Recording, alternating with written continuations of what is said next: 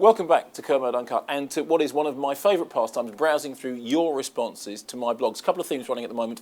I asked you for a selection of the best killer critic lines. I'm writing something at the moment about bad film reviews, film reviews that really stick the knife into movies. And I said, tell me the reviews that for you have been pithiest, funniest, meanest about movies. Loads and loads of suggestions. Here are just a few. This one from Cronax, the best one I recall, is for the Flintstones, from a US critic, Yabbadabbadon't.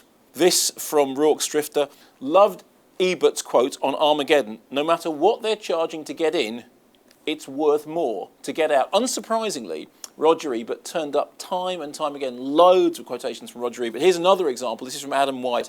The best one-line review of a movie I've read may be this from Roger Ebert. Pearl Harbor is a 2-hour movie squeezed into 3 hours about how on December the 7th, 1941, the Japanese staged a surprise attack on an American love triangle. Beautiful, and it is absolutely fantastic, isn't it? Also, Leonard Maltin once reviewed the film Isn't It Romantic with the word no, which, while not the best, is certainly the shortest. Moving on, this from Lynn MacD. The one which sticks in my mind is Rita Kempley's terse description of The Ghastly Mannequin as a film made by, for and about dummies. Now, I have to say that line has turned up in several incarnations by several writers referring to several movies. Most recently, the remake of Maniac, because it was used to describe the original version of Maniac as well. I think I may have used it in the Time Out review of the sequel to Mannequin, Mannequin on the Move. But if it was indeed Rita Kempsley's original, then we all owe Rita Kempsley a huge debt. Onto this from Trap Floor, referring to Kim Newman's review of the remake of The Wicker Man, which is an absolutely terrible remake. Kim Newman said, this has limited interest to folks who don't know the old movie and is an excruciating experience for those who do. Bad idea, bad film. A great review. A great put down, not quite as pithy, however, as something Edward Woodward told me that he met Nicolas Cage sometime after that remake had come out. And Nicolas Cage said, oh yeah, I did the remake of The Wicker Man. You got great reviews for it. Now, the other thread currently running on Kermode Uncut is about out-of-context laughter in the cinema. I said we had a screening of La Belle et la Bête and the audience laughed at what they thought were jokes. And somebody in the audience said, well, what were you laughing at? I mean, were you laughing at the film or were you laughing with it? And this raised the whole question about laughing out of context in the movies. Recently, I was at a screening of The Paperboy. And there's a sequence in The Paperboy, a jaw-dropping sequence, in fact, in which, for reasons of a jellyfish sting, Nicole Kidman ends up weeing on Zac Efron.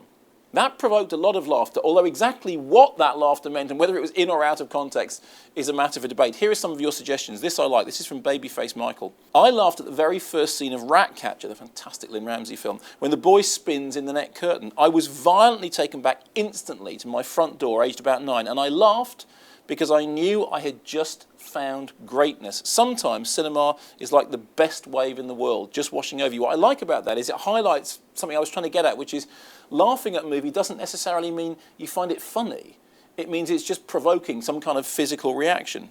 This from Ghostface, on a similar vein. I tend to laugh through most of David Lynch's films. I'm not laughing at the films. I admire his work hugely. He's probably my favourite director of all time. There's just something about the sense of dread, confusion and unease which leaves me nervously chuckling my way through his films. Again, laughing doesn't mean it's funny. One of the things that did come up from your responses was that idea that people can laugh because they're shocked by something. This from Field IT. Jackie Brown, where Robert De Niro suddenly shoots dead Bridget Fonda in the car park. It's not funny. I know it's not funny. I guess it was partly shocking. I mean, that is an absolutely horrifying scene because it's completely unexpected and seems so totally offhand and gratuitous.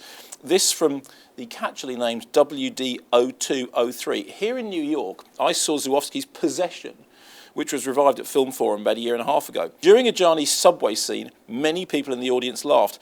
I thought it was laughter out of context, and I didn't find the moment funny. But to give them the benefit of the doubt, perhaps it was laughter from the discomfort because of the intensity of that moment. I mean, that moment goes on for a very long time. Possession is a real favourite of mine. We've talked about it here on the blog before. And that sequence in the subway with Ajani is so mad, so crazy, so intense that, frankly, any response seems legitimate. Laughing, crying, screaming, or in my case, just gibbering.